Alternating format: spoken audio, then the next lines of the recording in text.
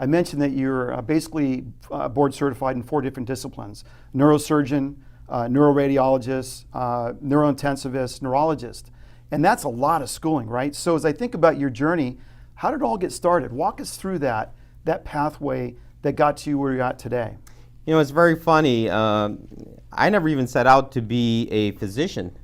I come from a family of physicians. My father himself is an engineer, but his brothers were physicians, and even on my mom's side, we have a number of physicians. And there's a certain expectations that a lot of the kids would also pursue medicine. I, for one, was really not into medicine at all. I was always a engineering type myself. I'd love planes, mechanical things. When I was a kid growing up, I would spend hours drawing cars and planes. That was just my passion, and for the whole point, I was planning to be an aerospace engineer of some sort.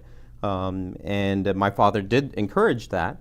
And it's interesting that when the time came in undergraduate studies to get into a program, I specifically remembered in the early 90s when the Soviet Empire basically was decimated, a lot of the jobs in the aerospace industry and in went by the wayside as well. Went by the wayside. And my father actually asked me very seriously, he says, do you really, I know you love this, you have a passion for this, but just be careful about the job opportunities. They may be very, very limited. And so I said, well, you know, we'll tread along. And, you know, I ended up actually doing a business major and a biology major because business was also another part of me that I truly wanted to pursue as well. So medicine really wasn't on that forefront, but it's very interesting how one moment can really change things.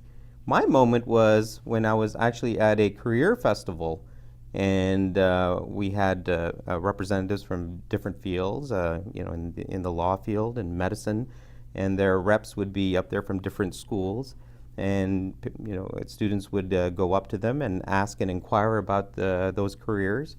So I just happened to go in front of the medicine stall, and I asked the representative about the medicine, and very interestingly, he just looked at me in a very kind of a downwardly way about saying, well, this is a very tough field and it's very difficult to get into.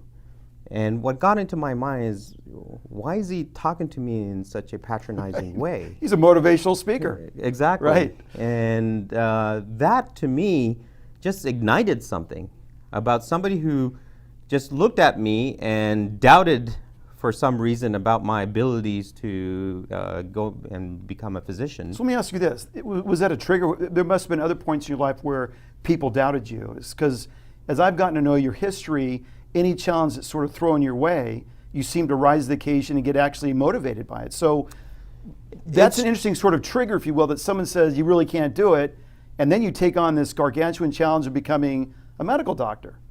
It is true. For some reason, and that may be my own personality trait, is I will strive much harder and come at you much tougher if I think that you know, you either slighted me or doubted me, or it's one of those things. Right. You know, my father himself is a very ambitious person, but you know, he doesn't have that kind of ego, and my mother is the most gentlest soul. But in context, if I could stop you, I've dealt with a lot of surgeons. I've yet to meet one that's board certified in 4 different disciplines. So there's something that drives you at the core, no question. So as you sort of went to this medical booth and this guy challenged your ability to even maybe pursue medicine, what was your next steps? Well, that's what I did, is I said, well, now I'm going to choose a career, and I said, I still love business, so I wanted to get into one of the top 5 business schools, and also take my MCATs and see whether I can go into medical school. So I kept my options open. I never kind of said, well, this is exactly what I'm going to do, and period. So I guess that's part of the pragmatic side of me as well. Although I'm ambitious, I'm also a little pragmatic, knowing, you know, if there are limitations to that, I'm not going to pursue it to the extent where it may affect, you know, me long term. But nevertheless, I applied to the top 5 business schools and I didn't get into any of them, but I happened to get into medical school. There's a sign, right? Yeah. So I took that opportunity and I just ran with it. And what's interesting enough is I really, for almost the last moment, didn't know what specialty to pursue. I didn't really think I would pursue surgery just because it's such a tough life. Well, that's an interesting point. How does any doctor decide what specialty they're going to pursue? I mean, there's cardiac surgeons, neurosurgeons, there's general doctors, there's primary care physicians. How does anyone going into medicine decide what is that pathway? It's a good question, and it's a little different for everyone. For example, most people would go into medicine with the expectation that they would either be in primary practice or look at the movies and you see these ER physicians in action, or just the expectation of what a neurosurgeon would do or brain surgeon would do. But it's not until you go through those rotations that you kind of find out the actual true life, reality of what those kind of careers would entail. And did you ever have a point in your experience as you're going through that process, you said, whoa, this is much more than I thought it was, but you know what, to take the island, to get that, that board certification, I'm going to burn the boats and I'm committed? Yeah, it's interesting. I never even sorted out to go towards the neurological fields. I was planning to do either something in cardiac or in critical care. I certainly did like managing and treating sick people. I mean, sick as in critically ill, comatose patients. But I didn't really realize that from what perspective I would be coming at them. It wasn't until I realized that there was actually a stroke intervention that you could do to save people who otherwise would be potentially neurologically devastated, but would have to be done within a very quick time period.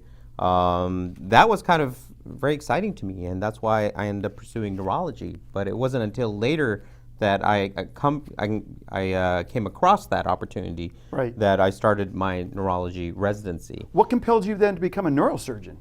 It's very interesting because when I did my first fellowship in neurology, in stroke, and then in neurocritical care, I went out into the field trying to get a job as a neurointensivist and a stroke neurologist. And there just wasn't, the reality was that there wasn't a real way to get paid meaningfully. And nobody told us that about during residency or in fellowship. How do these physicians get paid? But believe it or not, there really wasn't a good way to get paid. Right. And so we had to go about looking at what other means can we do to support our careers.